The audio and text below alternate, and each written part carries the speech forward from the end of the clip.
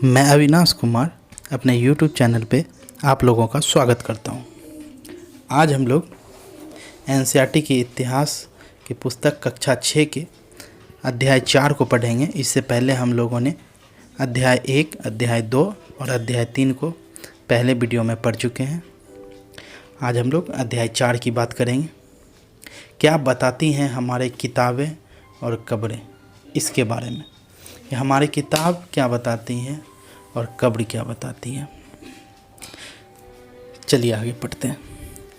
पुस्तकालय में मेरी नाम का छात्र होता है जो पुस्तकालय में जाता है। अब वहाँ देखते हैं क्या क्या उस करता है वहाँ पे। जैसे ही घंटी बजी, शिक्षक ने छात्रों को अपने साथ आने को कहा। आज वे पहली बार पुस्तकालय जा रहे थे। मेरी ने देखा कि पुस्तकालय उसकी कक्षा से काफ़ी बड़ा था और वहाँ किताबों से भरे कई रैक थे। कोने में एक अलमारी थी जो मोटी मोटी किताबों से भरी थी। मेरी को एक अलमारी खोलने की कोशिश करते देख शिक्षक ने कहा, उस अलमारी में अलग अलग धर्मों से जुड़ी हुई महत्वपूर्ण किताबें हैं। क्या तुम्हें मालूम है कि हमारे पास वेदों की भी एक संग्रह है? तो मेरी सोचने लगी, वेद क्या है, चलो पता करते हैं। तो आज हम लोग वेद के बारे में पढ़ेंगे कि वेद क्या है। उसे ही इस किताब में डिटेल से पढ़ते हैं, फिर आगे देख। दुनिया के प्राचीनतम ग्रंथ में एक। शायद तुमने वेद के बारे में सुना होगा। वेद 4 हैं, ध्यान से सुनिए। ऋग्वेद, सामवेद, यजुर्वेद तथा अथर्ववेद। ऋग्वेद, सामवेद, यजुर्वेद, अथर्ववेद। समझ गए? इसको याद भी कर लेना है, नोट भी कर लेना है कॉपी में। ये बदलता नहीं है, इसे याद कर लेना है। सबसे पुराना वेद ऋग्वेद, जिसकी रचना लगभग 3500 साल पहले हुई। क्या समझे? ऋग्वेद जो है सबसे पुराना वेद है, क्योंकि सबसे पहले ऋग्वेद को लिखा गया था। आज से लगभग 35 साल पहले लिखा गया था, इसलिए इसे पुराना वेद कहते हैं। ऋग्वेद में 1000 से ज़्यादा प्रार्थनाएं हैं, जिन्हें सूक्त कहते हैं। प्रार्थना जो हम लोग प्रे करते हैं, स्कूल जब लगती है तो सबसे पहले हम लोग प्रे करते हैं, प्रार्थना करते हैं, उसके बाद अपने अपने क्लासरूम जाते हैं, तो उसे ही प्रार्थना कहते हैं। सूक्त का मतलब है अच्छी तरह से बोला गया। सूक्त का मतलब होता है अच्छी तरह से जो बोलते हैं उसे सूक्त कहते हैं। जैसे उच्चारण होता है किसी चीज़ का, जैसे कुछ लोग शिक्षा बोलते हैं, लेकिन शिक्षा ऐसे होना चाहिए, तो यही उच्चारण हुआ शिक्षा। ये सही मतलब हुआ शिक्षा का। आप लोग शिक्षा बस यही शिक्षा जो है उच्चारण गलत है, शिक्षा उच्चारण सही है, इसी को समझिए। तो उसी तरह से अच्छे से बोला गया को सूक्त कहा जाता है। ये विभिन्न देवी देवता की स्तुति में रचे गए थे। ये जो सूक्त हैं ये विभिन्न देवी देवता को स्मरण मतलब याद करने के लिए, मतलब उन जैसे हम लोग भी अभी जाते हैं ना तो बोलते हैं, हे भगवान मुझे अच्छा लड़का बनाना, अच्छा नागरिक बनाना, इसी तरह से मेरे स्वास्थ्य को ठीक रखना। हम जाके प्रे करते हैं भगवान से, बस उसी तरह से वो लोग प्रे करते थे। इनमें से 3 देवता बहुत महत्वपूर्ण हैं, जैसे अग्नि, इंद्र और सोम। तो अग्नि आग के देवता, आग को अग्नि कहते हैं। और इंद्र जो है उस समय युद्ध हुआ करता था, समझे? तो युद्ध के देवता को इंद्र कहा जाता था। जब युद्ध करने जाया जाता तो इंद्र भगवान की पूजा की जाती थी। और सोम एक पौधा है जिससे एक खास पेय बनाया जाता था। सोम पेय मतलब पीने वाला। अब वैदिक प्रार्थनाओं की रचना ऋषियों ने की थी। वेद में जो प्रार्थना है उसकी रचना ऋषि ने किए थे। पहले ऋषि मुनि होते थे। आचार्य विद्यार्थियों को इन्हें अक्षरों, शब्दों और वाक्यों में बांटकर सस्वर पाठ द्वारा कंठस्थ करवाते थे। जैसे अभी मैं पढ़ा रहा हूँ उसी तरह से उस समय आचार्य पढ़ाया करते थे। शिक्षक को ही आचार्य कहा जाता है। अधिकांश सूक्तों के रचयिता सीखने और सिखाने वाले पुरुष थे। अधिकांश सूक्त जो थे उसके रचयिता सीखने और सिखाने वाले, जो सीखता था और जो सिखा रहे दोनों पुरुष थे। कुछ प्रार्थनाओं की रचना महिला ने भी की थी, समझे, कुछ महिला थी। ऋग्वेद की भाषा प्राक संस्कृति या वैदिक संस्कृति कहलाती थी, समझे। प्राक संस्कृति जो है एक तरह से भाषा थी। तुम स्कूल में जो संस्कृत पढ़ती हो उससे यह भाषा थोड़ी भिन्न है। मैरी से कहा गया तुम स्कूल में जो संस्कृत पढ़ती हो उससे यह भाषा थोड़ी भिन्न है। आप देखिए संस्कृत और अन्य भाषा।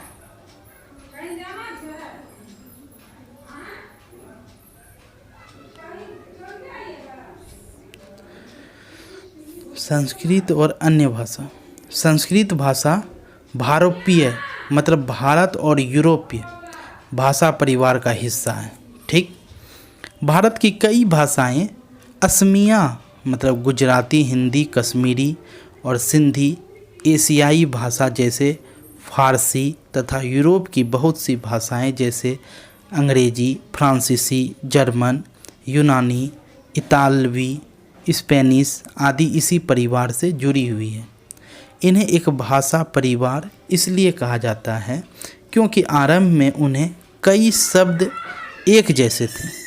उदाहरण के लिए मात्र मतलब संस्कृत, माँ हिंदी और मदर अंग्रेजी शब्द को देखो। मात्र जो है संस्कृत में, माँ हिंदी में और मदर अंग्रेजी शब्द को, ये तीनों एक ही हैं। मात्र मतलब भी माता, माँ मतलब भी माता, मदर मतलब भी माता। तो मात्र संस्कृत में हो गया, माँ हिंदी में हो गया, मदर इंग्लिश में हो गया। तो इसीलिए एक ही भाषा के परिवार के। क्या तुम्हें इनमें कोई समानता नज़र आती है? उपमहाद्वीप में दूसरे भाषा परिवारों की भी भाषा बोली जाती है।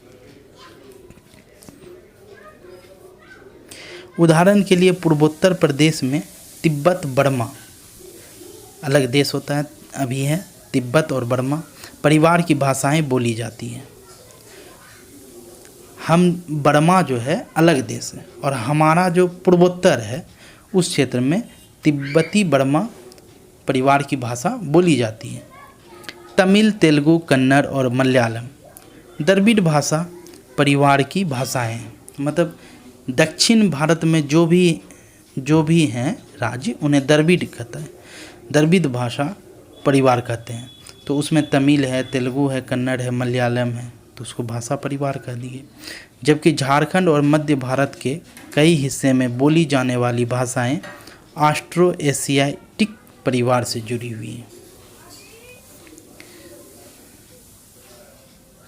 तो उन भाषाओं की सूची बनाओ जिनके बारे में तुमने सुन रखा है। उनके भाषा परिवार को पहचानने की कोशिश करो, समझे। अब देखिए यहाँ पर ऑस्ट्रो एशियाटिक परिवार कहा गया था। ऑस्ट्रो से तात्पर्य है ऑस्ट्रेलिया और एशियाटिक से एशिया, इन दोनों का जो मिक्सचर होगा वह भाषा हो गया। तो वो बोला जाता है झारखंड और मध्य भारत के कई हिस्सों में। इसी तरह से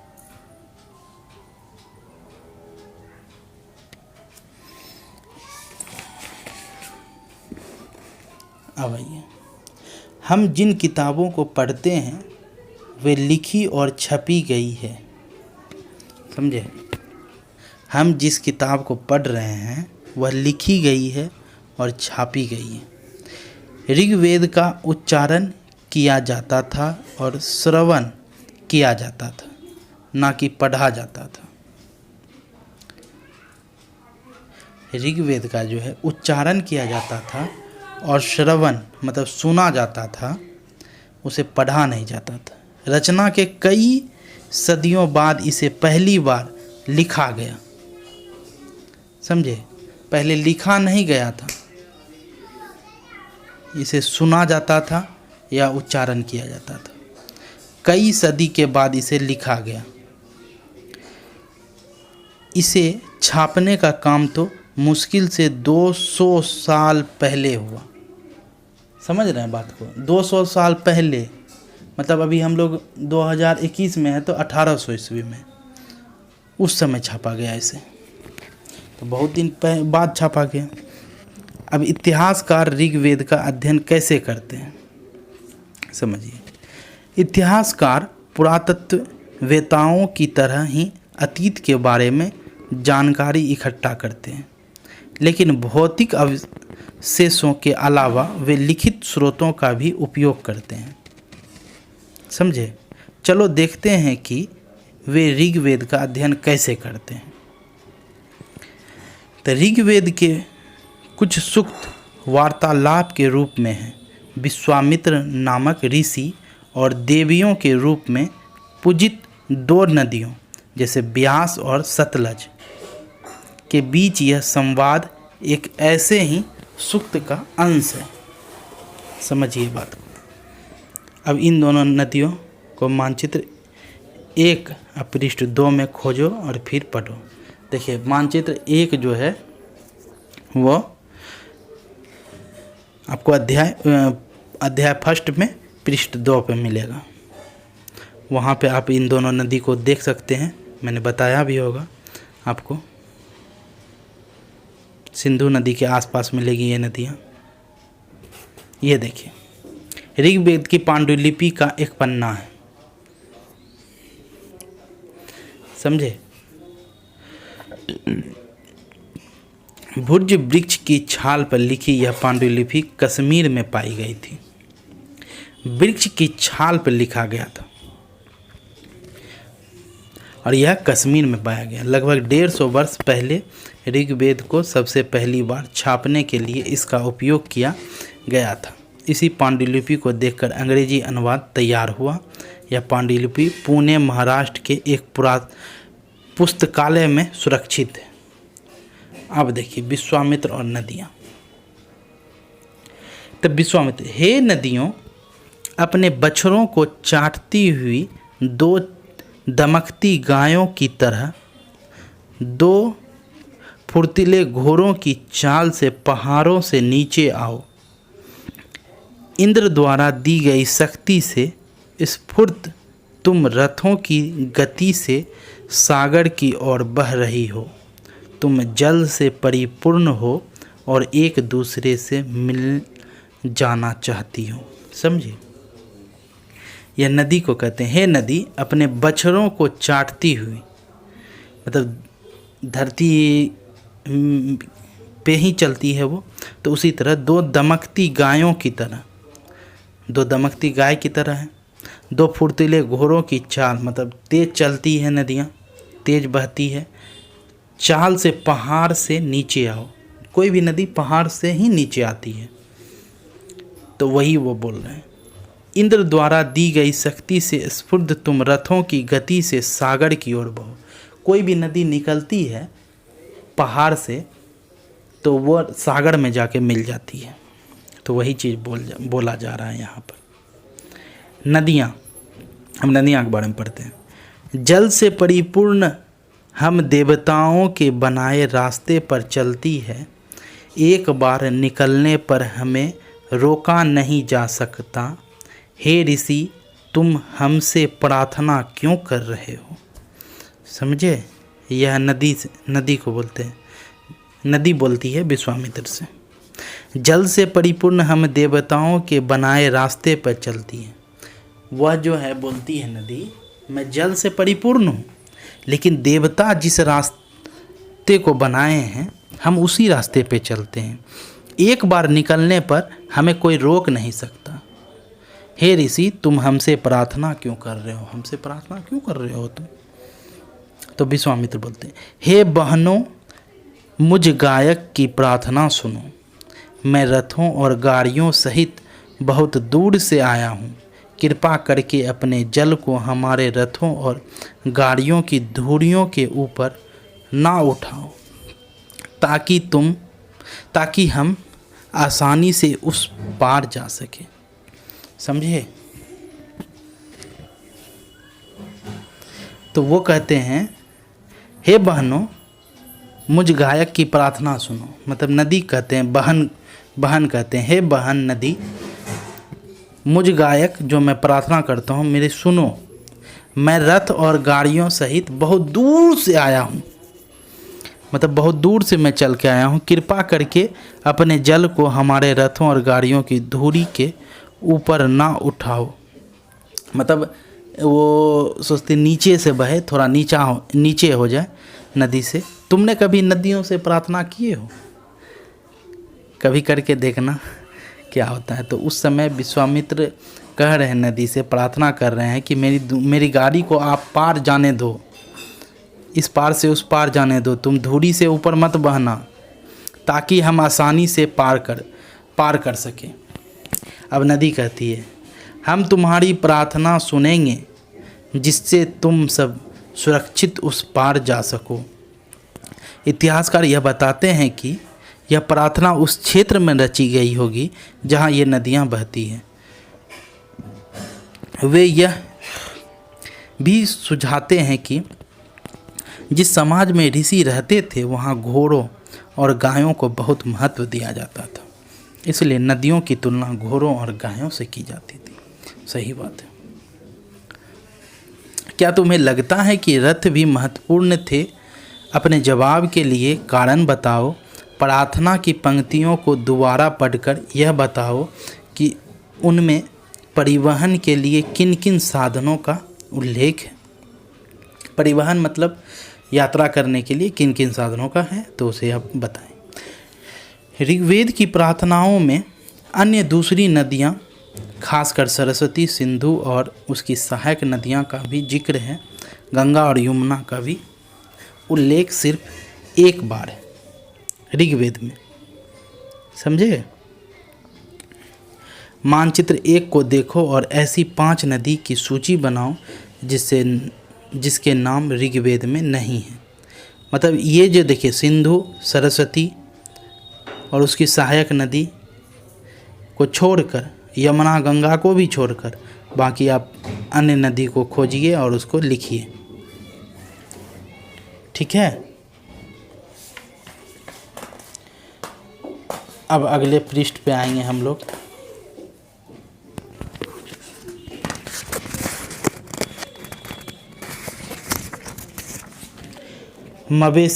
मवेशी में घोड़े और रथ। तो मवेशी, घोड़े और रथ के बारे में पढ़ेंगे। तो ऋग्वेद में मवेशियों, बच्चों, खासकर पुत्रों और घोड़ों की प्राप्ति के लिए अनेक प्रार्थनाएं हैं। समझे। ऋग्वेद में जो है मवेशी, बच्चों और घोड़ों के लिए अनेक प्रार्थनाएं हैं। घोड़ों को लड़ाई में रथ खींचने के काम में लाया जाता था। इन लड़ाई में मवेशी जीत कर लाए जाते थे। लड़ाइयाँ वैसे ज़मीन के लिए भी लड़ी जाती थी जहाँ अच्छे चारागाह हो या जहाँ पर जो जैसी जल्दी तैयार हो जाने वाली फसलों को उपजाया जाता हो। कुछ लड़ाइयाँ पानी के स्रोत और लोगों को बंदी बनाने के लिए भी लड़ी जाती थी। समझे। लड़ाई किस किस के लिए लड़े जाते थे, समझ रहे हैं। वैसे जगह के लिए जहाँ ज़मीन के लिए, जहाँ पर चारागाह की सुविधा हो, वैसे ज़मीन के लिए लड़ी जाती थी। पानी के स्रोत के लिए भी लड़ाई लड़ी जाती थी। युद्ध में जीते गए धन का कुछ भाग सरदार रख लेते थे। अब देखिए, किसी भी ग्रुप का सरदार होता था तो कुछ भाग सरदार रख लेते थे कुछ हिस्सा पुरोहित को दिया जाता था, पुरोहित मतलब पंडित। शेष धन आम लोगों में बांट दी जाती थी। मतलब जो जो लड़ा, सैनिक को तो वेतन मिलता नहीं था उस समय, तो उसे लूटा हुआ धन ही बांट दिया जाता था। कुछ धन यज्ञ करने के लिए भी प्रयुक्त होता था। यज्ञ की आग में आहुति दी जाती थी। ये आहुतियाँ देवी देवताओं को दी जाती थी। घी, अनाज और कभी कभी जानवरों की भी आहुति दी जाती थी। देखिए उस समय आग में जो है घी और अनाज और कभी कभी जानवर की भी आहुति दी जाती थी।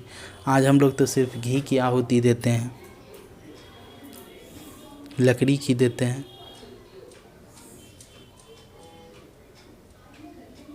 अधिकांश पुरुष इन युद्धों में भाग लेते थे। अधिकांश पुरुष जो होते थे वो युद्ध में भाग लेते थे। कोई अस्थाई सेना नहीं होती थी, लेकिन लोग सभाओं में मिलते जुलते थे। सभा होती थी, मीटिंग, वहीं पे मिलते जुलते थे और युद्ध व शांति के विषय में सलाह मशविरा करते थे। वहाँ ये ऐसे लोगों को अपना सरदार चुनते थे जो बहादुर और कुशल योद्धा हो। समझे, जो सबसे ज़्यादा बहादुर हो उसे ये सरदार चुनते थे। उन्हीं लोगों में से लोगों की विशेषता बताने वाले शब्द।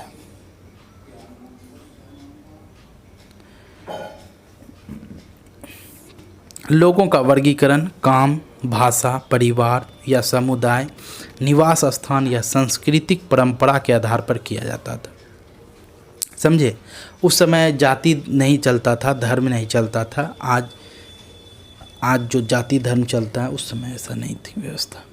उस समय काम के आधार पर वर्गीकरण किया जाता था, बांटा जाता था। भाषा के आधार पर, परिवार के आधार पर या समुदाय के आधार पर, निवास स्थान या सांस्कृतिक परंपरा के आधार पर।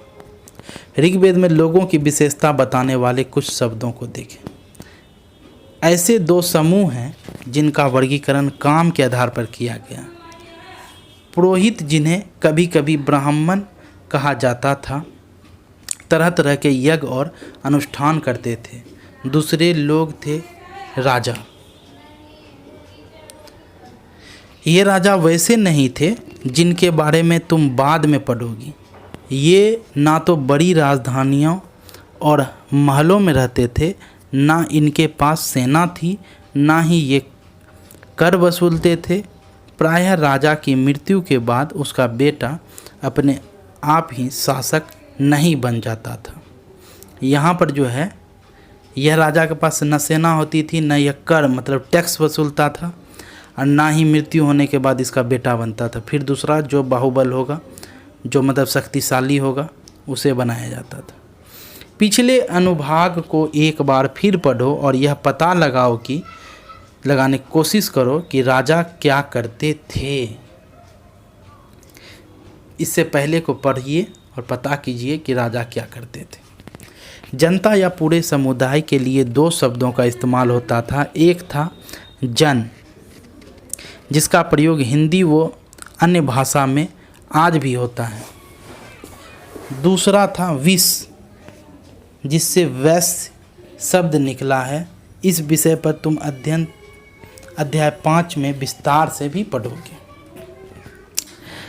जन और विष ये दो शब्द हैं, इस विषय में तुम में भी पढ़ोगे। तुमको पता करना है कि जन किसे बोला जाता है। यह तुम्हारा होमवर्क रहा। ऋग्वेद में विष और जनों के नाम मिलते हैं, इसलिए हमें पुरुजन या विष, भरतजन या विष, यदुजन या विष जैसे कई उल्लेख मिलते हैं।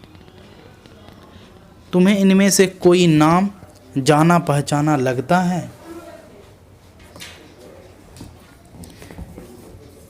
इनमें से कुछ भी नाम जाना पहचाना लग रहा है? जिन लोगों ने इन प्रार्थनाओं की रचना की, वे कभी कभी खुद को आर्य कहते थे। समझे बात को? ऋग्वेद की जो रचना कर रहे थे, वो अपने आप को कभी कभी आर्य कहते थे तथा अपने विरोधियों को दास या दस्यु कहते थे। दस्यु वे लोग थे जो यज्ञ नहीं करते थे और शायद दूसरी भाषा बोलते थे। बाद के समय में दास, स्त्रीलिंग दासी शब्द का मतलब गुलाम हो गया। अभी दास कह रहे हैं विरोधी को, जो यज्ञ कर रहे हैं वो आर्य, जो यज्ञ नहीं कर रहे हैं वो दास। और बाद में जब यही दास को बोलेंगे तो दास का मतलब हो गया गुलाम, मतलब इसको गुलाम बना लिया। अब जो हम मर्जी होगा वो करवाएंगे और सिर्फ खाना देंगे, वो भी कभी कभी। दास वे स्त्री और पुरुष होते थे जिन्हें युद्ध में बंदी बनाया जाता था। दास समझिए, दास वो स्त्री या पुरुष होते थे जिन्हें युद्ध जब कर लिए तो बंदी बना लिए, अपना काम में लगा दिए। उन्हें उनके मालिक की जायदाद माना जाता था।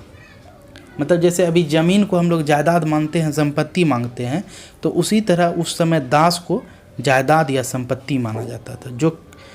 जो भी काम मालिक चाहते थे उन्हें वह सब करना पड़ता था। समझे।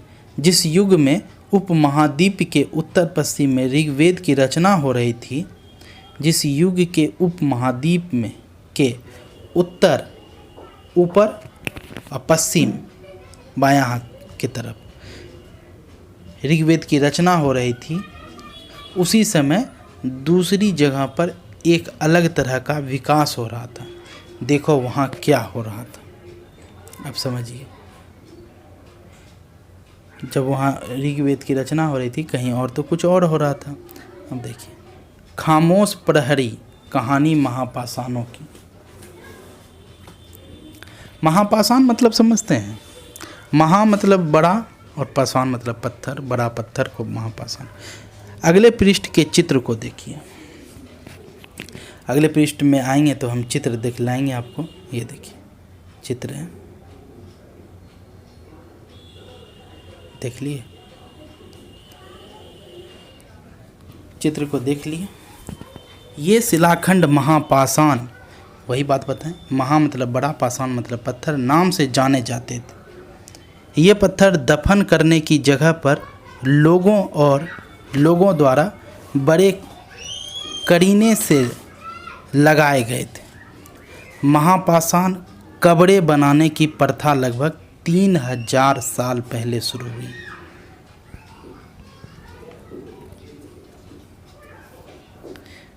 समझे। कब्र बनाने के लिए महापाषाण का प्रयोग किया गया, जो 3000 साल पहले हुआ। यह प्रथा दक्षिण भारत, उत्तर पूर्व भारत और कश्मीर में प्रचलित थी। यह प्रथा दक्कन का प्रदेश, समझ रहे हैं, दक्कन का प्रदेश आपको आ जाएगा गोवा का भाग और महाराष्ट्र का कुछ भाग, वो जो अरब सागर की तरफ से है उसे दक्कन का प्रदेश कहते हैं। दक्षिण भारत पूरे नीचे, दक्षिण भारत आ गए। उत्तर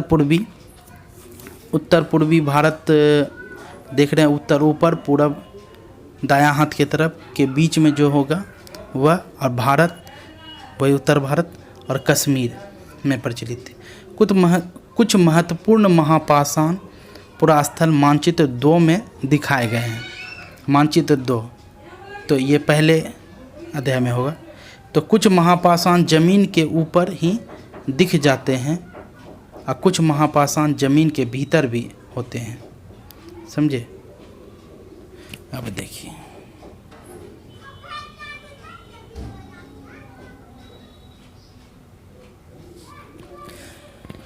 चित्र देख रहे हैं, इसी चित्र के बारे में बोला जाता था, कब्र बनाने में उपयोग कर रहा है।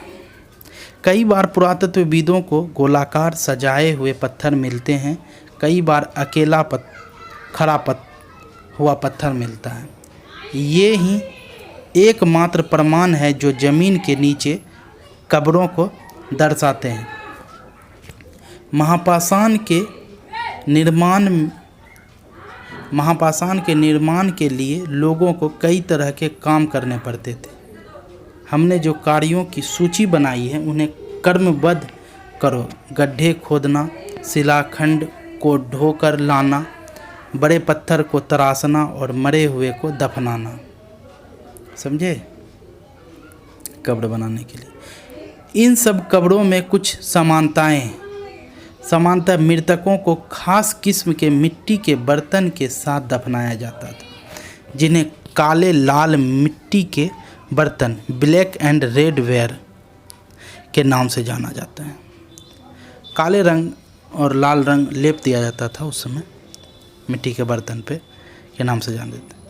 इसके साथ ही मिले हैं लोहे के औजार और हथियार, घोड़ों के कंकाल और सामान्य तथा पत्थर और सोने के गहने उसके अंदर मिले। क्या हड़प्पा के शहरों में लोहे का प्रयोग होता था? पता कीजिए। महापाषाण कब्रों से मिलते लोहे के सामान।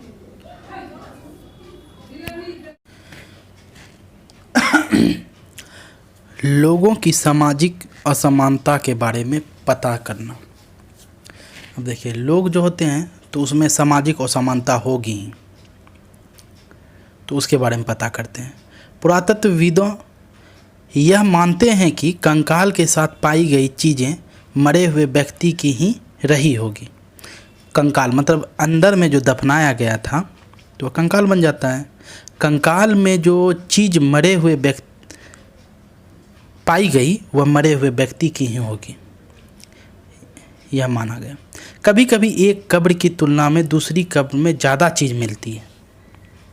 मानचित्र 2 पृष्ठ 13 ब्रह्मगिरी को खोजें। देखिए, किताब रखिए और जो पृष्ठ है इसको आप लोग थोड़ा देखिए, वीडियो को पॉज कर दीजिए और मानचित्र 2 को देखिए, खोजिए, वहाँ ब्रह्मगिरी को खोजिए। ऐसे आपको मैप में खोजने की आदत जब हो जाएगी तो आप मैप को अच्छे तरीके से समझेंगे।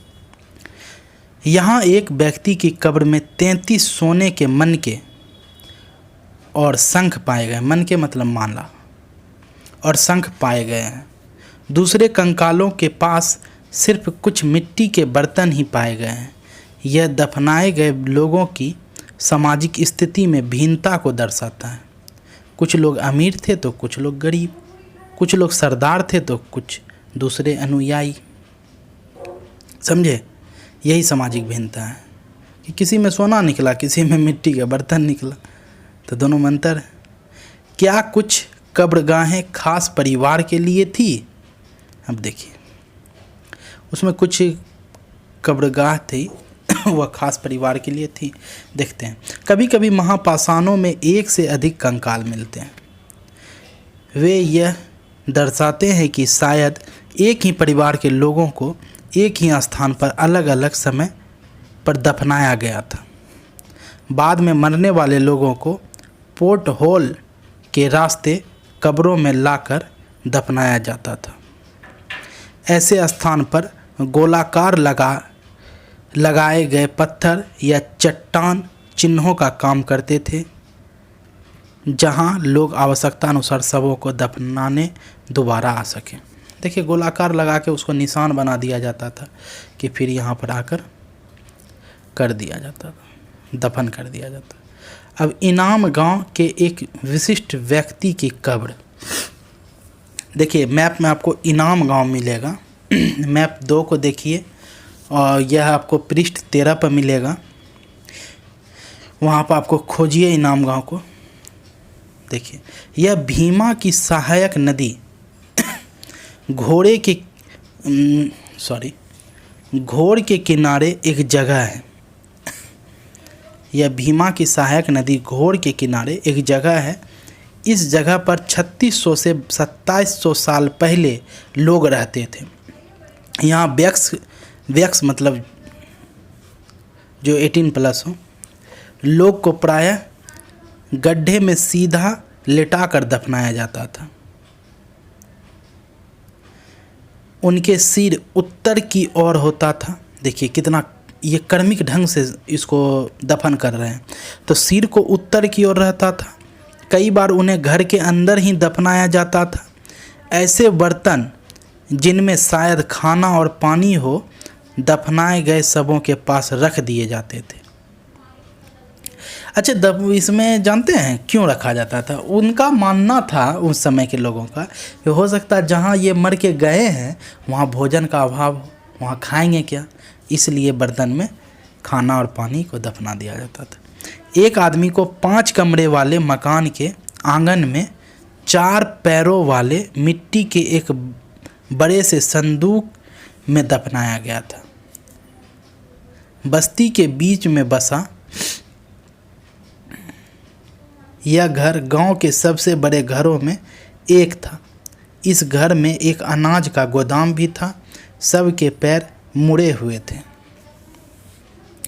वो चित्र आप इससे पहले वाले अध्याय में देखे होंगे, मुड़े हुए सब का कंकाल का चित्र। क्या तुम्हें लगता है कि यह किसी सरदार का शव था? अपने जवाब का कारण बताओ। अब क्या बताते हैं हमें कंकालों के अध्ययन? कंकाल का अध्ययन क्या बताते हैं हमें? छोटे आकार के आधार पर एक बच्चे के कंकाल को आसानी से पहचाना जा सकता है, लेकिन एक बच्चे और बच्ची के कंकाल के बीच कोई बड़ा फर्क नहीं होता। समझे? छोटा कंकाल है तो बच्चा का होगा। क्या हम यह पता लगा सकते हैं कि कंकाल किसी पुरुष का था या स्त्री का? कभी कभी लोग कंकाल के साथ मिले सामानों के आधार पर इसका अंदाज़ा लगाते थे। उदाहरण के लिए, यदि कंकाल के साथ गहने मिलते हैं तो कई बार उसे महिला का कंकाल मान लिया जाता है, लेकिन ऐसी समझ के साथ समस्याएं हैं।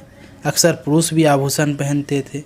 कंकाल का लिंग पहचानने का बेहतर तरीका उसकी हड्डियों की जांच है। चूँकि महिला बच्चों को जन्म देती है, इसलिए उनका कटी प्रदेश या कुल्हा पुरुषों से ज़्यादा बड़ा होता है। ये समझ कंकालों के आधुनिक अध्ययन पर आधारित है। आज से लगभग 2000 साल पहले चरक नाम के प्रसिद्ध वैद्य हुए थे। चरक नाम के वैद्य हुए थे, बहुत फेमस थे। उन्होंने चिकित्सा शास्त्र पर चरक संहिता नाम की पुस्तक लिखी थी। वे कहते हैं कि मनुष्य के शरीर में 360 हड्डियां होती है। यह आधुनिक शरीर रचना विज्ञान की 206 हड्डियों से काफ़ी ज़्यादा है। संभवतः चरक ने अपनी गिनती में दांत, हड्डियों के जोड़ और कार्टिलेज को जोड़कर यह संख्या बताई होगी। अब उनका देखिए, मानव शरीर में तो 206 हड्डी होती है, लेकिन चरक संहिता में लिखा हुआ है कि 360 हड्डियां हैं। तो अब पुरातत्वविदों का मानना है कि हो सकता है वह दांत को भी जोड़ दिए होंगे हड्डी के रूप में।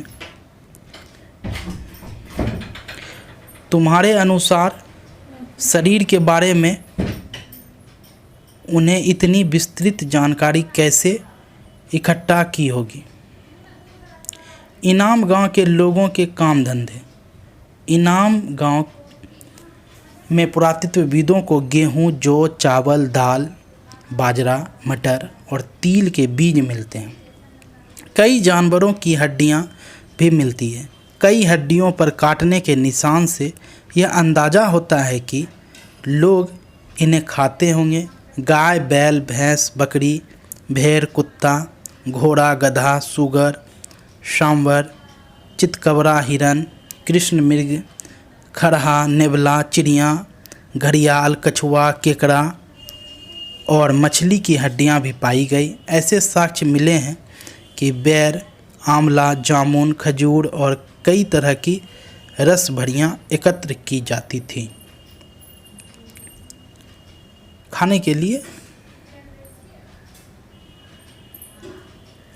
अब इस प्रमाण के आधार पर इनाम गांव के लोगों के काम धंधे की एक सूची बनाओ। जो ऊपर हम पढ़े इस पे आप एक सूची बनाइए, क्या क्या वो करते होंगे, क्या कर सकते हैं। पशु पालते थे या नहीं पालते थे ये बताइए। इतने पशु थे। खाते क्या थे? पशु को खाते थे या नहीं खाते थे? फल खाते थे, नहीं खाते थे? इसकी आप सूची बनाइए, डाटा तैयार कीजिए। अन्यंत्र एटलस में चीन को देखो। 3500 साल पहले हम यहाँ के लेखक लेखन कला के सबसे पुराने उदाहरण पाते हैं। यह जानवरों की हड्डियों पर लिखा गया था। इन्हें भविष्यवाणी करने वाली हड्डियां कहा जाता है, क्योंकि यह मान्यता थी कि ये भविष्य बताती है। राजा लोग लिपिकारों से इन हड्डियों पर सवाल लिखते थे। क्या वे युद्ध जीतेंगे? क्या फसलें अच्छी होंगी? क्या उन्हें पुत्र होंगे? फिर इन हड्डियों को आग में डाल दिया जाता था, जहां इनमें गर्मी से चटक कर दरारें पड़ जाती थी। भविष्यवक्ता इन दरारों को बड़े ध्यान से देखकर भविष्यवाणी करते की कोशिश करते थे। जैसे शायद तुम भी सोच रही होगी मैरी के बारे में, तुम सोच रही होगी, ये भविष्यवक्ता कभी कभी गलती भी करते थे। ये राजा शहरों में महल बनाकर रहते थे। उन्होंने बेशुमार दौलत इकट्ठा कर ली थी, जिनमें बड़े बड़े नक्काशी किए हुए कांसे के बर्तन शामिल थे, लेकिन वे लोहे का इस्तेमाल करना नहीं जानते थे। ऋग्वेद के राजा और इन राजाओं के बीच कोई एक फर्क बताओ। ऋग्वेद के राजा और अभी के राजा के बारे में बताओ।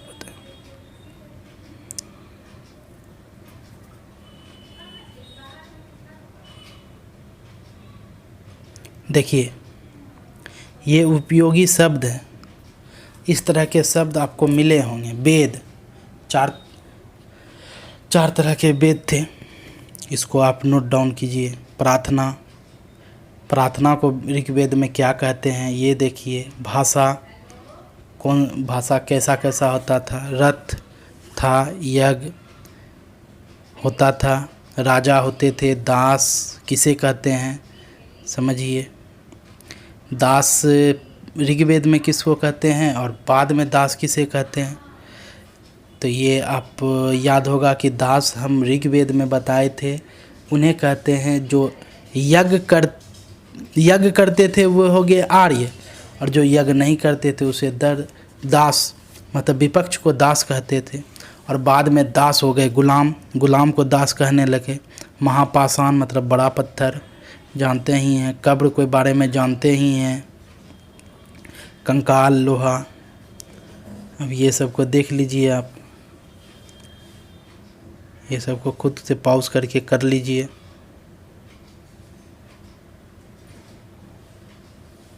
इनाम गांव के लोग डैश खाते थे। एक बार हम वीडियो बना देंगे जिसमें बाद में सभी क्वेश्चन का आंसर करेंगे, या आपको एग्ज़ाम से कुछ समय पहले कर देंगे, जिससे आपको एग्ज़ाम में कोई समस्या नहीं हो। ये सब आप करें खुद से। इन सभी के बारे में हम एक बार फिर से आपको बताएंगे।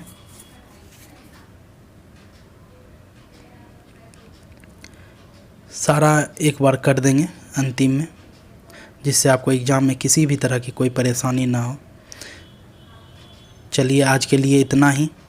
Thank you very much video देखने के लिए। बहुत बहुत धन्यवाद। चैनल को सब्सक्राइब कर लें, इससे आपको आगे भी वीडियो मिलता रहे। धन्यवाद।